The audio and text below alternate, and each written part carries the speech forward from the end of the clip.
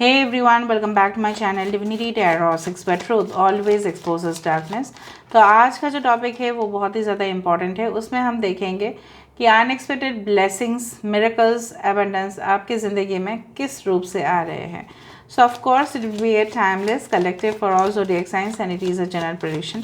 Channel को like share subscribe ज़रूर करें। इंस्टाग्राम में फॉलो करें @sudarshan1369 and you can also subscribe my another channel. So let's get started. देख लेते हैं कि आपकी ज़िंदगी में अनएक्सपेक्टेड ब्लेसिंग्स, मिरेकल्स किस तरह से आ रहे हैं। सो फर्स्ट कार्ड हमारे पास ऑलरेडी आ चुका है, वो है page of wands. Okay,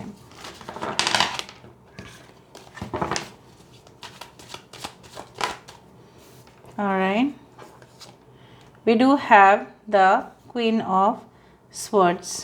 Okay, we do have the Ace of Wands. Yes, we do have the Four of Pentacles, Nine of Wands, the Lovers. So 6 9 पास आया है यहाँ पे। Okay,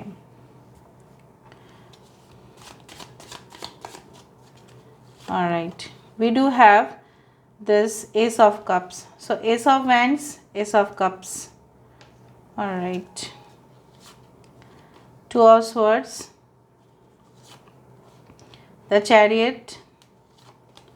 We do have the Ten of Pentacles. Wow. Bottom of the deck हमारे पास है Judgment. That is another wow. Okay. सो यहाँ पे है cancer, Pisces and Scorpio, कर्क, वृश्चिक और मीन राशि है यहाँ पे। We do have Aquarius, Gemini and Libra, कुंभ, मिथुन और तुला राशि है यहाँ पे। एरीज, लियो, सजिटेरियस, मेष, सिंह, धनु राशि है यहाँ पे। ओके, तो सारे साइंस यहाँ पे आ चुके हैं and the numbers goes as 1 1 9 6 2 10 10 10 10। आप रिपीटेडली देख सकते हैं 10 10 10। ओके, सो बेसिकली जो मुझे यहाँ पे दिखाई दे रहा है वो इस तरह से है कि क्या अनएक्सपेक्टेड हो सकता है। तो मुझे यहाँ पे दिख रहा है कि आई डू फाइंड कि बहुत टाइम से ना आपको कुछ विषय में कन्फ्यूजन्स थे, इश्यूज था कि हम इस राह को चूज़ करें या उस राह को सिलेक्ट करें, क्या करें। ठीक है, तो आप शायद देख नहीं पा रहे थे क्लियरली। ठीक है, क्लियर कट आपका कोई विजन ऐसा था कि आप करना तो चाहते थे उस काम को सफलता की और लेके तो जाना चाहते थे, लेकिन you could not take a decision. तो मुझे यहाँ पे दिख रहा है कि आप उस डिसीजन को ले रहे हैं और आशीर्वाद के स्वरूप आपका जीत यहाँ पे निश्चित है। तो फाइनेंशियली मैं अगर आप देखूँ तो आप ऐसे इंसान हैं, आप खर्चा भी करते हैं कुछ लोगों के लिए, नॉट फॉर एवरीवन, और आप इन्वेस्टमेंट या सेविंग्स करने में विश्वास भी रखते हैं, बचाने में भी विश्वास रखते हैं। सो मुझे दिख रहा है कुछ लोगों के लिए आपकी फाइनेंशियल प्रॉब्लम जो है वो दूर होगा। Multiple sources of income can be, you can say, open for you.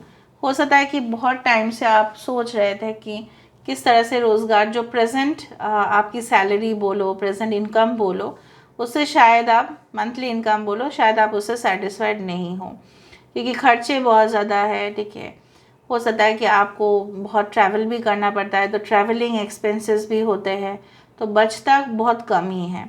कुछ लोगों के लिए ऐसा है कि आपके अगर घर के बिजनेस है तो वहाँ पे भी कुछ ऐसा आप देख नहीं पा रहे थे कि बहुत ज़्यादा बिजनेस में तरक्की हो रहा था। तो हो सकता है कुछ प्लान्स आप बनाओ और वो कामयाब हो जाए। आई do find a new relationship. Practically आपने ऐसा सोचा था कि I will be better single. ठीक है, मुझे किसी और के साथ कोई संबंध में जाना ही नहीं है।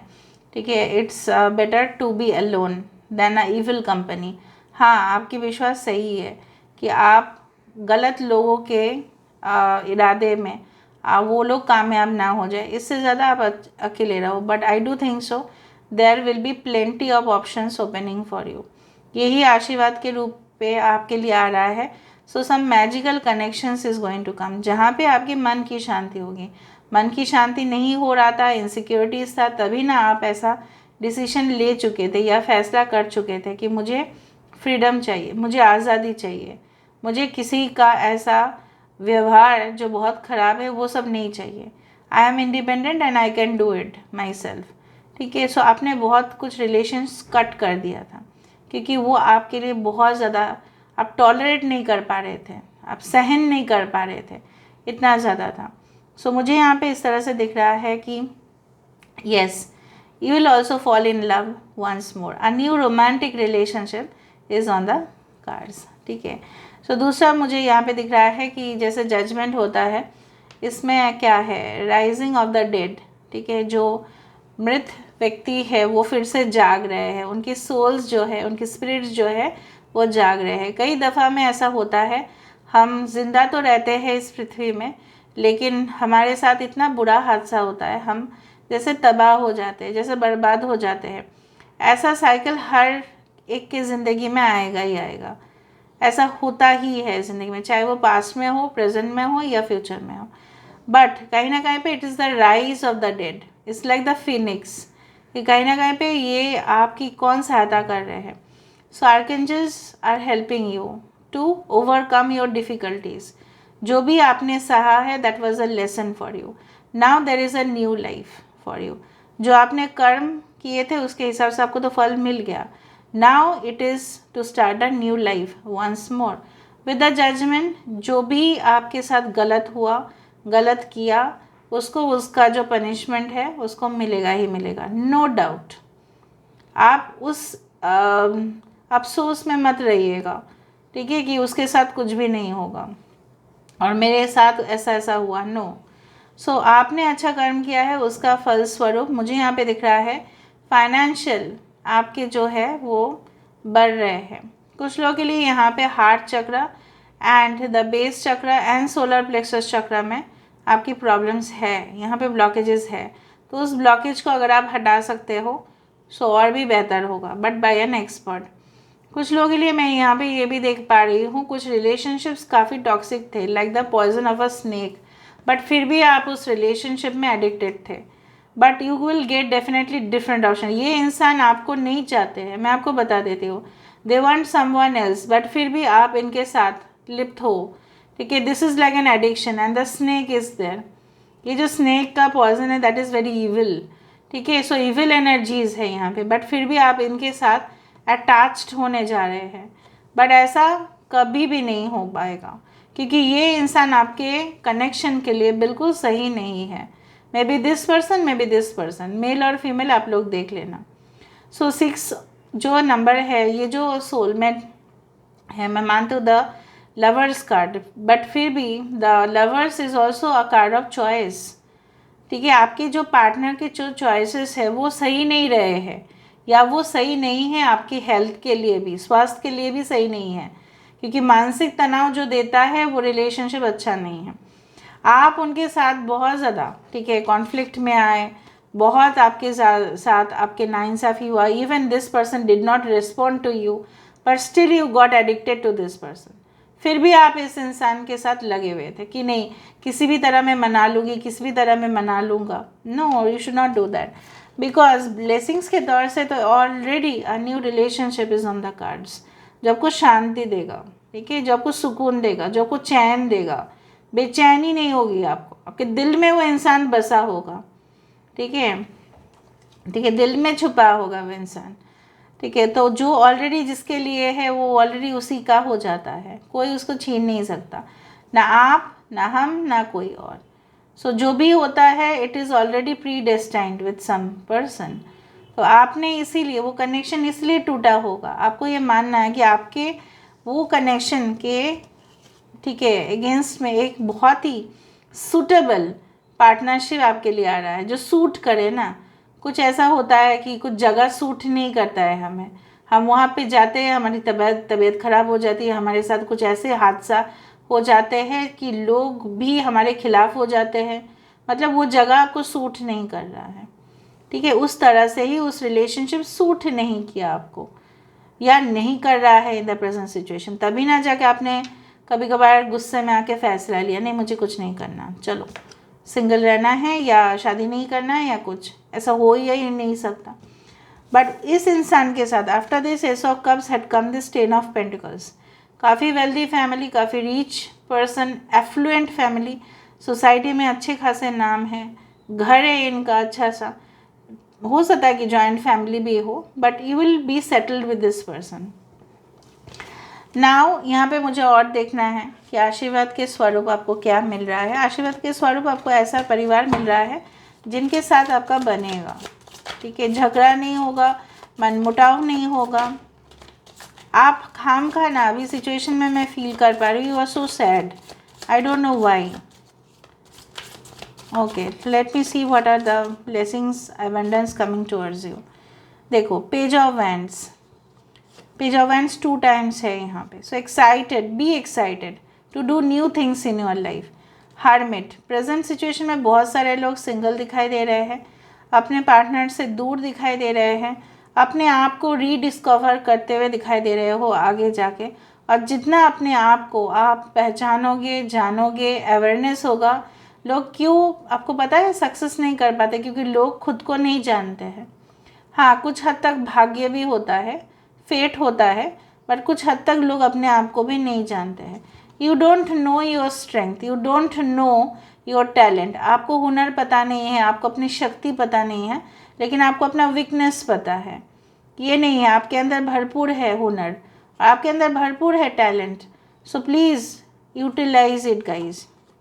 देखा, अननेसरी टेंशन लेते हैं आप, क्या हो जाएगा, घबराहट हो रही है रात को, क्या हो जाएगा, क्या मेरे साथ ऐसा हो। ये आपकी वहम भी हो सकती है, ये आपका वहम भी हो सकता है जो आपको रात को बहुत ज़्यादा परेशान कर रहे हैं। नींद नहीं आ रहा है आपको।